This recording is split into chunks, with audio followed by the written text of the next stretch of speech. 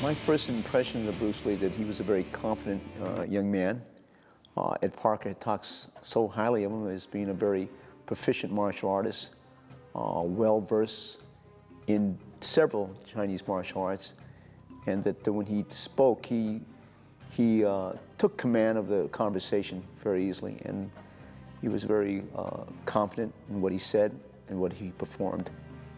I think the thing I liked about Bruce Lee when I was training under Ed Parker, I was very convinced that Kempo was the art for me in Kung Fu.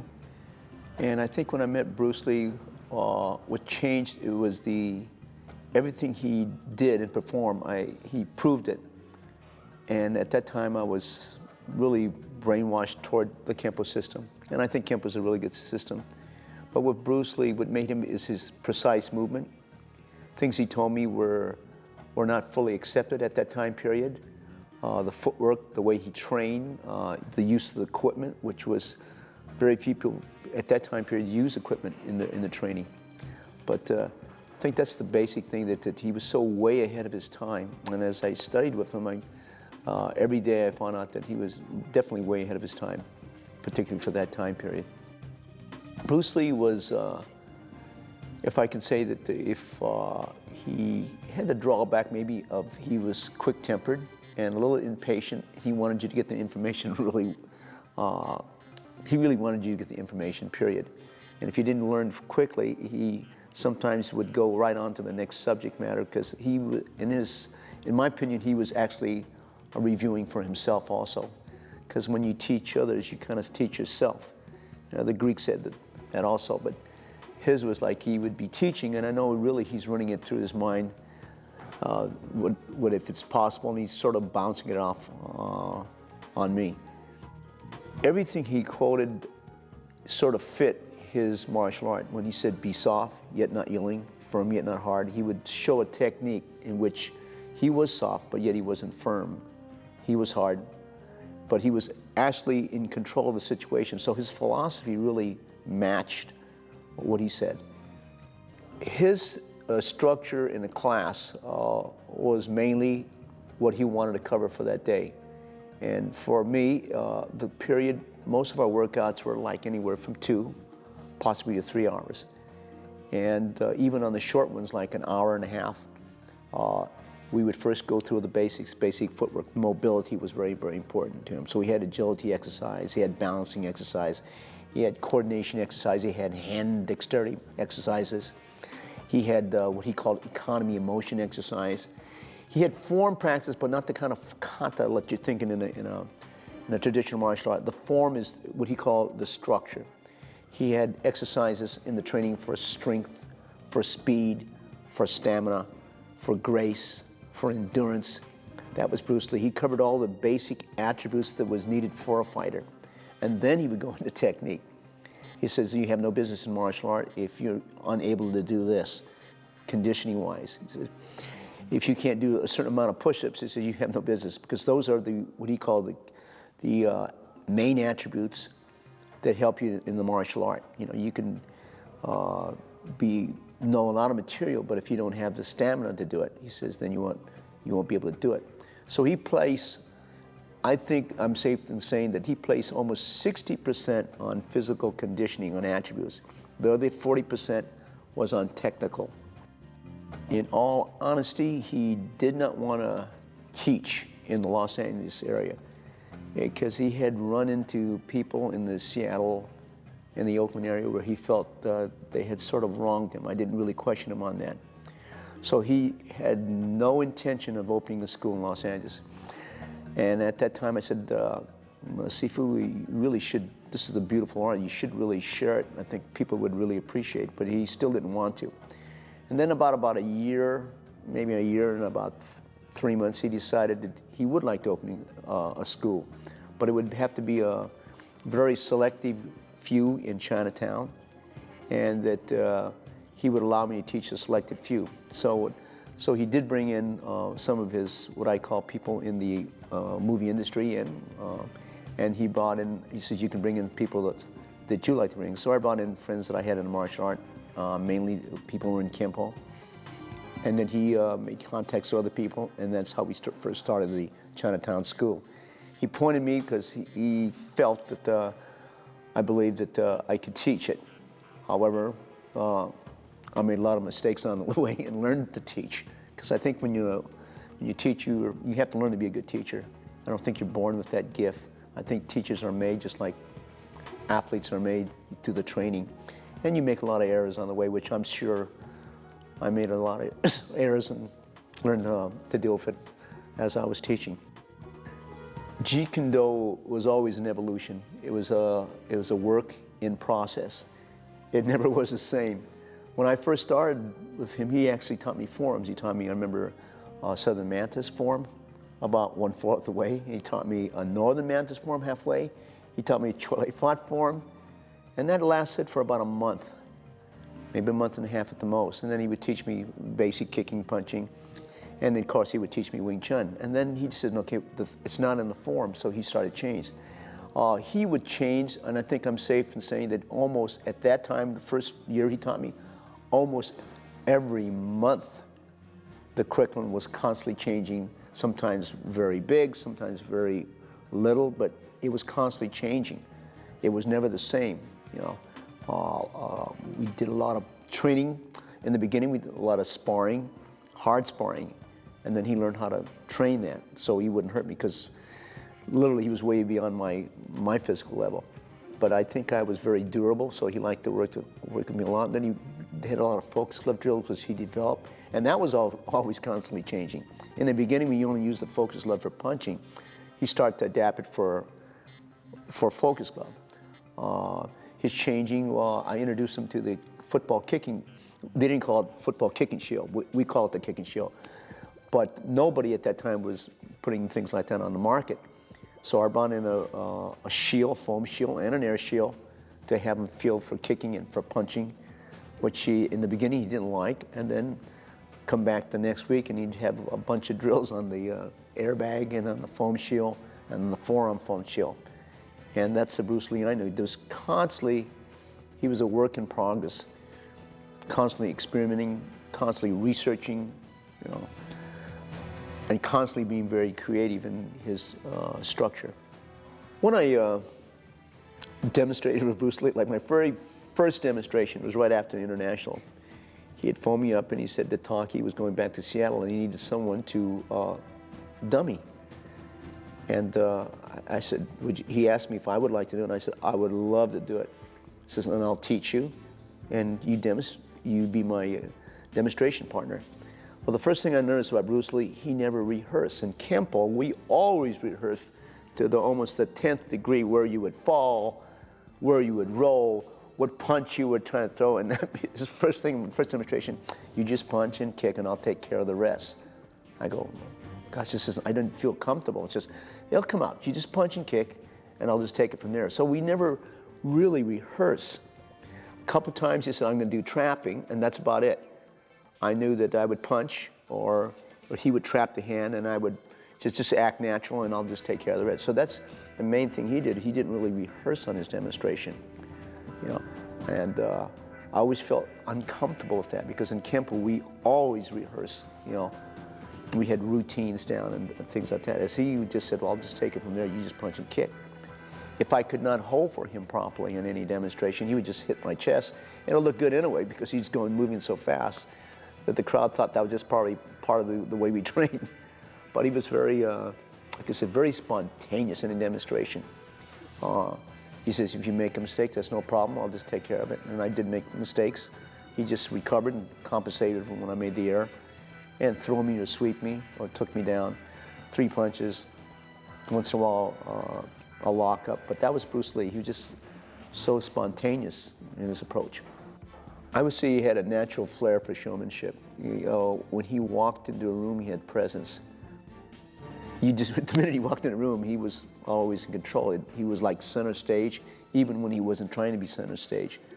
So as far as showmanship, he had great ability. Like, he'd do the 1-finger push-up, the thumb push-up, 2 thumbs like that, and maybe show a couple of Chinese forms. Like, it would impress me. He would do a Chinese set, and he goes, Okay, man, I said, I really like that. He says, it's no good, but I'll just show you. And then he would show it to me. He said, well, that's no good. So that he didn't do it, but that he went through that type of training, that's what impressed me also. So I call that showmanship, that he had a natural flair to do it. Even when he wasn't trying to be it, he had that natural showmanship. The first thing I showed him, as I said, was the air shield and the foam shield we use in football and the forearm foam shield.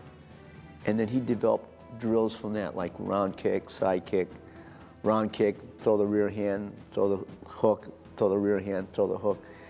In that time period, I introduced him to the athletic shoe. And usually at that time period, he liked that. Prior to that time, he always trained in either a Chinese boot or what we call desert boots. And most of the times we train with desert boots.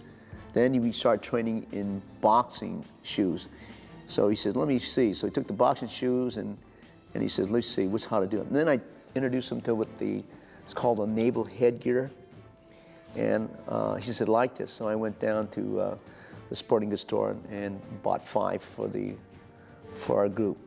And he liked the naval headgear. Nowadays, they're probably, that would be outmoded because they got some really good stuff. But at that time, that was just like on the cutting edge of training.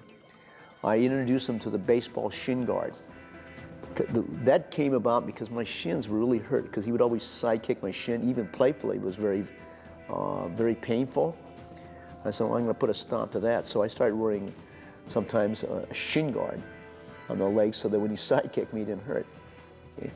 And then there wasn't any kind of protector in those days. So what I did was take 2 boxing chest protectors and put them together and let him kick me. So I introduced him to a lot of protections. He says, well, I want to be able to go all out, but I want to do it with safety. For your safety, he said, so you protect yourself as best as possible. I introduced him to a finger glove. Basically, the finger glove was used for baton training in Japan. And so he says, no, we'll cut off the fingers a little bit here. And so because he liked it, because you could grab, you could hook the hand, and then you could punch with it. So that became very popular. That became sort of like the prototype that you now see for a lot of vale tudo type of situation. And it's very important to remember at that time period, nobody grappled too much. He was getting into locking on the ground. Not so much grappling, but a lot of punch and kick, and then go into a kind of a locking position on the bottom. But we didn't contest it at that time period. So equipment-wise, he introduced them to like anything from a small baseball. So okay, I'll see something like this. We can use this to roll around, put your hands and roll around, you know. So anything sport-wise that you introduced him to, he had a way to train with it. Which on medicine ball, he said, this is good. So from the basketball, I went to the medicine ball, so we did a lot of training, which now, you hand the basketball back, and we went to the medicine ball. Then he started developing things like, the only time I really got to hit him really hard was take the medicine ball and just throw it on his gut while he lay down there in this kind of a boat position like this. I could really throw it as hard as I want. In fact, I was very careful not to throw it too hard. He kept saying, no, no, no, no. I want you to really throw it. So I could hit him as hard as I want. And it's the only time I could do that is just to hit him as hard. And so he took like the basketball, but went to more or less to the medicine ball. And I just threw the medicine ball. So those are some of the things that I introduced him. And then stopwatch, the use of the stopwatches, things like that he kind of liked. Anything I showed. And then a lot of the books, I think he used a lot of it in the Tao Jeet Kune Do work because one of my majors was physical education. So a lot of the books of Currington and all the different big names in physical fitness at that time period, I just gave him a lot of the books, which he then went further and got more books on these different people. And it's pretty much anything that interests him, he would say, let's do it. And we just, from my standpoint, is that anything I showed him, he always had a different way to train on it. I introduced him to the small bag. It was made basic for kids. And I said, no, this is good for he called it the hook kick. It's actually a round kick because our hook kicks, so it's what we call now tech. So he has a little small bag, which is actually for children. And he started using that to kick. and things of that nature, you know. My times alone with Bruce Lee, well, I really treasure it because they were, I was allowed to be, if I wanted to, creative. I was allowed to question if I wanted to, which was very rare in a traditional Japanese or Chinese or Korean or Okinawan system at that time period. You know, their rule was law at that time. So we did a lot of experimentation. He did a lot of experimentation. He encouraged me to do a lot of experimentation, which I liked, you know. And the process was that it just grew from there by the mistakes we made and what we found to be very successful for training. And from there on, it was just like, for me, it was like every day was like a complete, what do they call that, satori, or an awakening. Because every day was new, it was alive, it was fresh, as he called it, fresh blood in the vein. It was never rehearsed. You know, we did a lot of questioning of whether it was workable, whether it was not workable. I enjoyed that part. And he did a lot of experimenting on me, which I liked. I felt in the beginning I took a lot of shots for him. I did, when I say shots, body shots and like that. And then he learned to control that a little bit better, where I felt very comfortable. And I think he felt I was durable, so he could experiment a lot. And then he would go back and teach it to his private lessons when he started to, by what he discovered through the process of just working out. In the acting part, I don't think he, this is just my take and I could be wrong, I don't think he really considered himself an actor.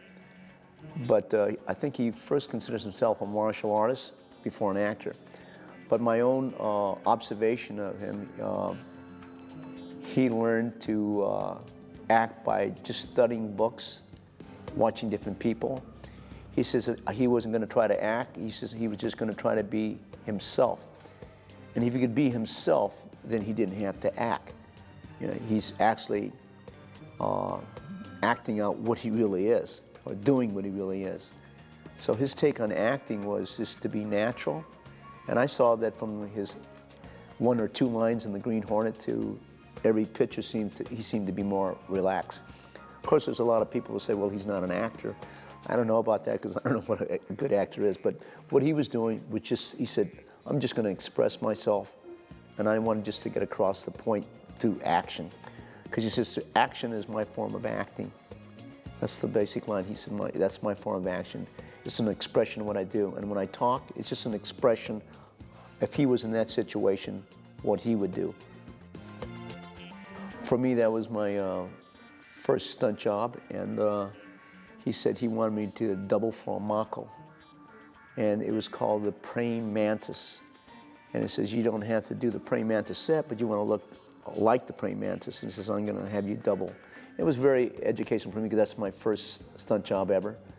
And obviously, I think I probably made a lot of mistakes on that too, but he was nice enough to not yell at me or scream at me and just let me do my thing as it progressed. When he left for Hong Kong, he told me, I'm going to be an actor. I'm going to read up, I'm going to be sort of a director. I'm going to be a cinematographer. And he started naming all these things because I've been reading up.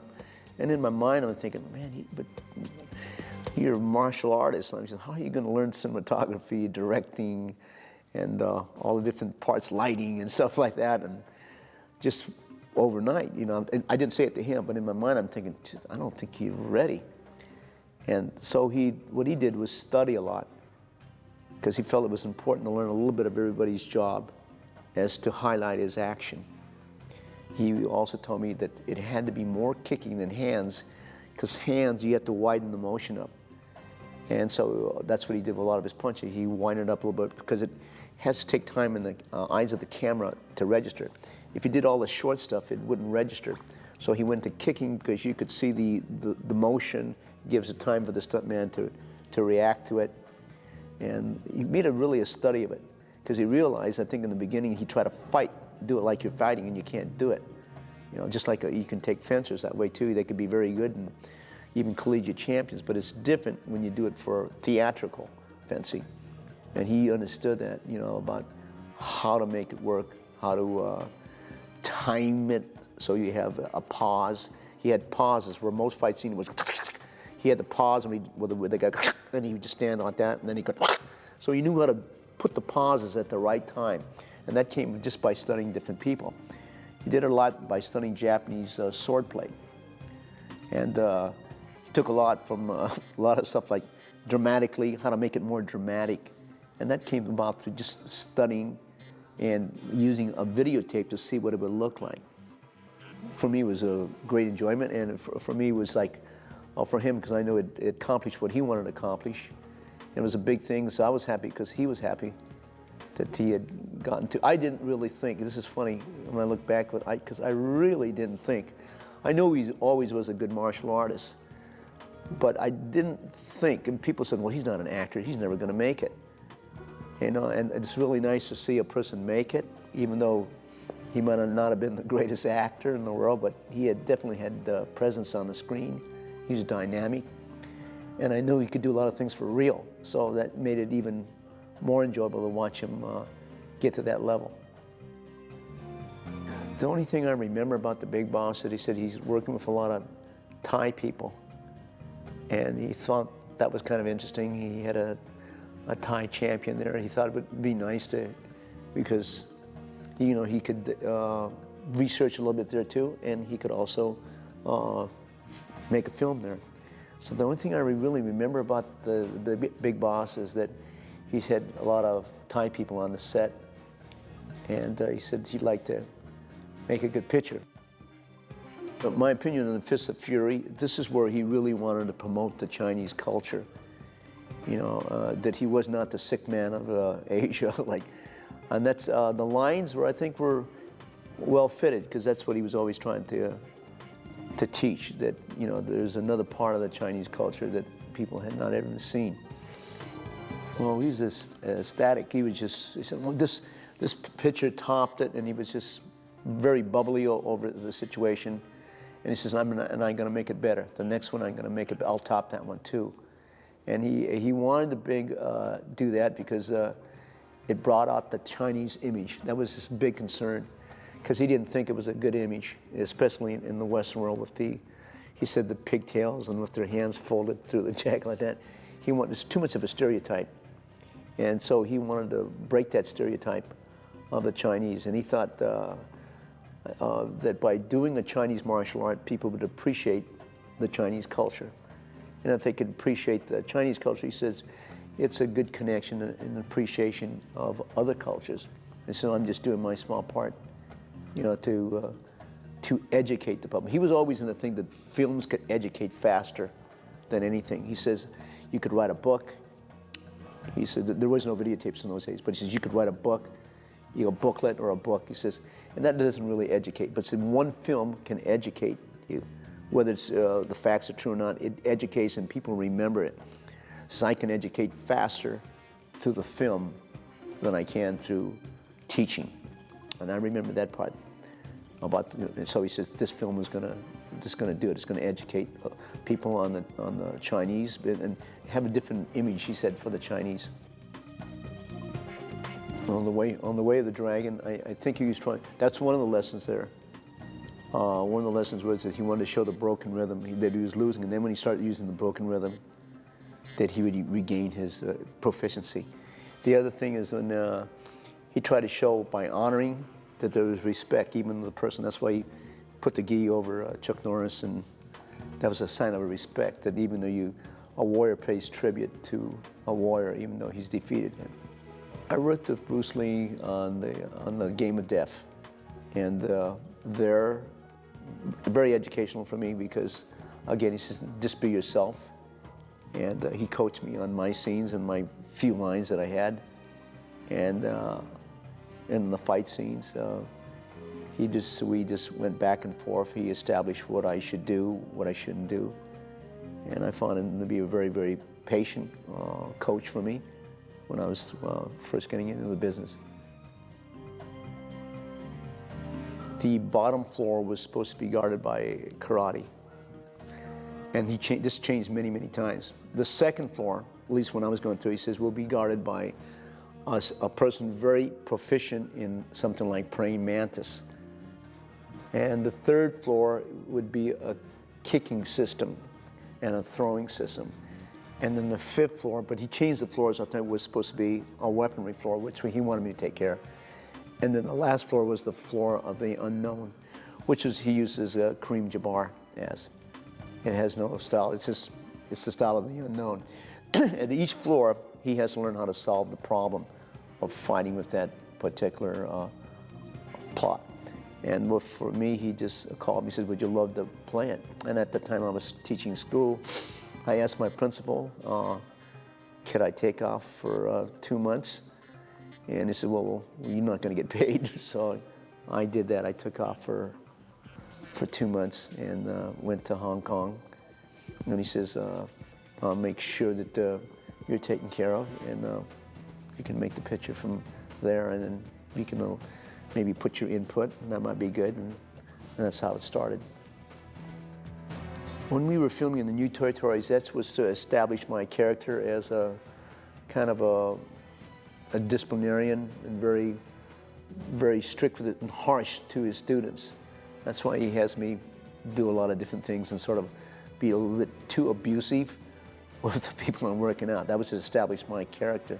So we filmed in the New Territories and we shot shots there, but no one seems to find that footage, you know. And I don't know if that was just for the for that segment there, and no one seems to have it. But I remember filming, and I remember shooting a lot of